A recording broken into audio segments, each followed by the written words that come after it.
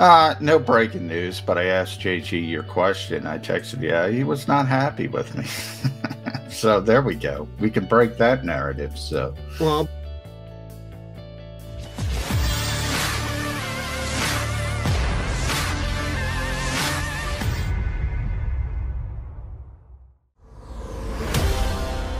glad to be here with you guys on a Wednesday get-together. John McMullen, Jody McDonald here hang with you. Good to see you, JM. You find out anything down at the NovaCare complex yesterday from any of the Eagle coordinators? Any breaking news? no breaking news, but I asked JG your question. I texted you. He was not happy with me. So there we go. We can break that narrative. So, well, but I did see his answer, and it was perfectly fine. If you tell me you think he was unhappy with you, that's I apologize if I no, I'm joking. I don't care. Funny. I think everyone thinks we're best friends, but no, that's typical. I remember Jim Schwartz got the same type of question, and he was even more gruff about it. It's understandable. You know it's coming. But yesterday was the perfect day to do it because yesterday was the first day of the new window and the rule change where guys could be interviewed. And Jacksonville put in a ton of interview requests, none for the Eagles coordinators that we know of at this point. But, you know, both Dallas coordinators, both Tampa Bay coordinators got requests.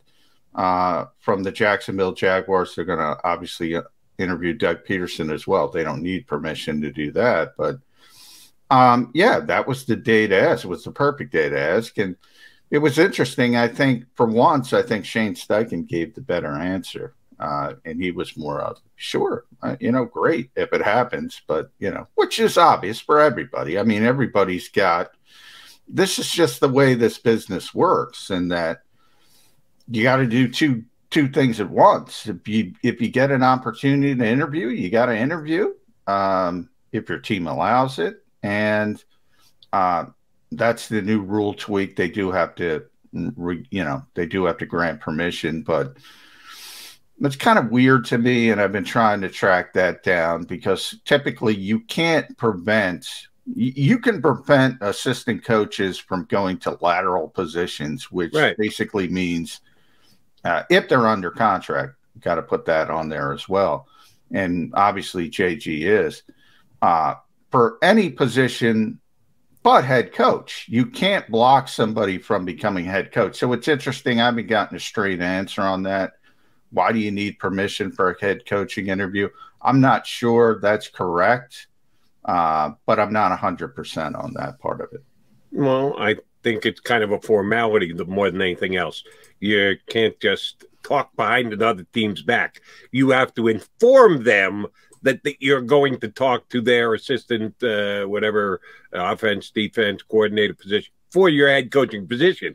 They can't shut it down, but you don't want to just be sneaky about it and so we're going to do this clandestine. No, you should be upfront and you should tell the team, listen, we're calling your guy and we're going to talk to him. We may offer him our head coaching position, but I don't think the team has any capability of turning him down. I think you did a good job of describing it. I was just wondering whether we would get something along the lines of, oh, my day will come from JG, that he basically went to the analogy of stay where your feet are, that stay in the moment. We've got a job to do. The only thing that matters right now is the Washington football team for the next 5 days. That was his answer. I thought we might learn something if he said, not now, but my goal eventually is to become a head coach. No, he just wanted to shut it down ASAP. Maybe because it came from McMullen and he can't stand you, and that's why he said what he did. But I don't believe that.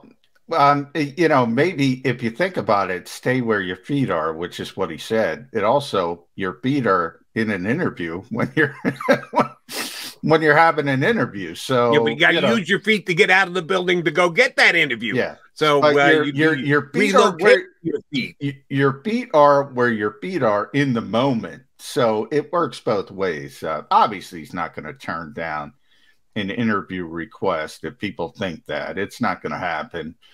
And, you know, I thought Shane's sort of quip. They both gave me, this coaching staff is big on T-shirt slogans. I've made that joke before.